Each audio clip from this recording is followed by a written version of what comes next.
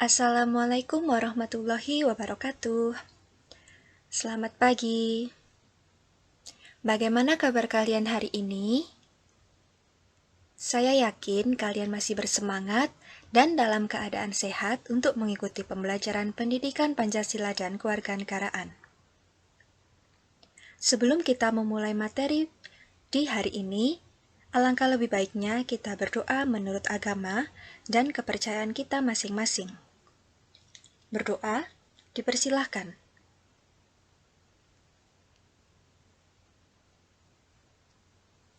Cukup. Semoga yang kita pelajari hari ini dapat bermanfaat di hari ini dan di kemudian hari.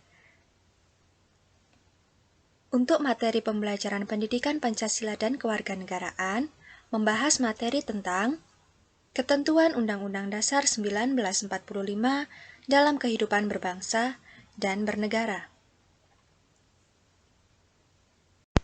Di pertemuan yang lalu, saya memberikan tugas kepada kalian untuk memberikan contoh penerapan dari asas jus sanguinis dan penerapan dari asas jus soli. Hari ini, kita membahas materi tentang masalah kewarganegaraan. Adanya perbedaan asas dalam menentukan status kewarganegaraan pada masing-masing negara menimbulkan adanya permasalahan kewarganegaraan baik dalam bentuk apatrid, bipatrid, maupun multipatrid. Yang pertama adalah apatrid, yaitu istilah untuk menyebut orang-orang yang tidak memiliki status kewarganegaraan. Contohnya, seorang keturunan dari orang tua yang menganut asas jus soli atau asas berdasarkan tempat kelahiran.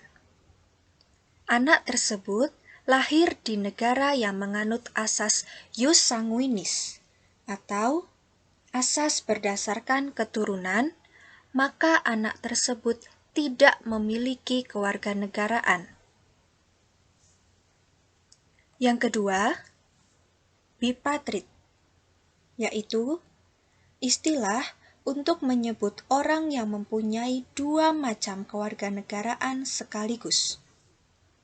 Contohnya, seorang keturunan dari orang tua yang menganut asas jus sanguinis atau asas berdasarkan keturunan, lahir di negara yang menganut asas jus soli atau asas berdasarkan tempat kelahiran, maka anak tersebut memiliki dua kewarganegaraan sekaligus, yaitu dari keturunan orang tuanya dan dari tempat dia dilahirkan.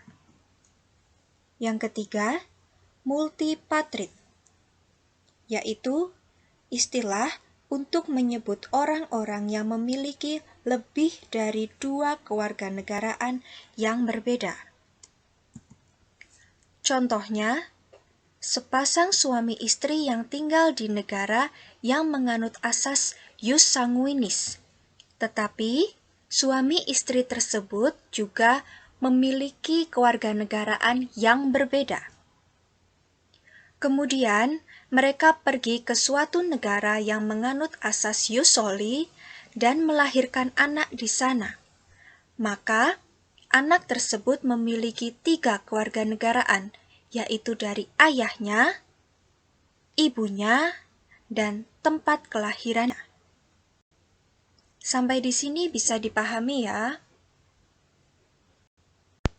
Kemudian, pewarganegaraan dan stelsel kewarganegaraan. Pewarganegaraan sering juga disebut dengan istilah naturalisasi, yaitu suatu proses hukum yang dilakukan seseorang untuk memperoleh kewarganegaraan suatu negara. Dalam proses naturalisasi, seseorang harus memenuhi beberapa persyaratan dan menempuh prosedur perwarganegaraan tertentu sesuai dengan ketentuan hukum yang berlaku di negara tempat ia menginginkan menjadi warga negara tersebut.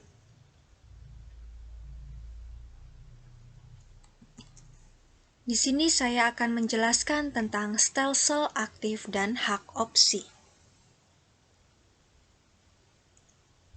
Cara pewarganegaraan biasa disebut dengan stelsel. Stelsel aktif yaitu bahwa seseorang akan menjadi warga negara suatu negara apabila melakukan serangkaian tindakan hukum tertentu secara aktif. Berarti, seseorang yang ingin menjadi warga negara dari suatu negara harus aktif melakukan prosedur hukum. Hak yang terkait adalah hak opsi, yaitu hak untuk memilih suatu kewarganegaraan. Kemudian ada stelsel pasif, yaitu bahwa seseorang secara otomatis menjadi warga negara dari suatu negara tanpa harus melakukan tindakan hukum tertentu, atau disebut dengan naturalisasi istimewa. Biasanya terjadi untuk seseorang yang telah berjasa pada negara.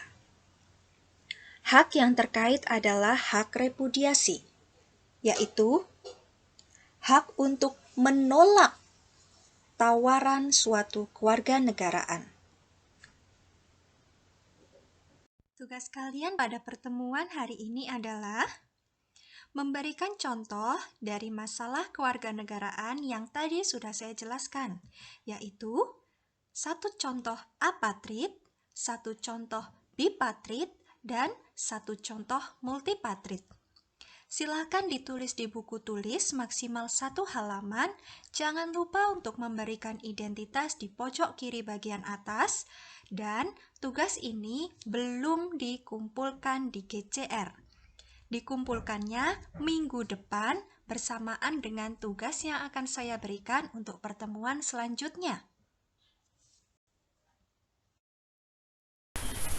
Sekian yang dapat saya sampaikan hari ini. Semoga bermanfaat. Jangan lupa dengan tugasnya, dan saya yakin kalian pasti bisa memahami apa yang saya sampaikan hari ini. Sampai jumpa minggu depan.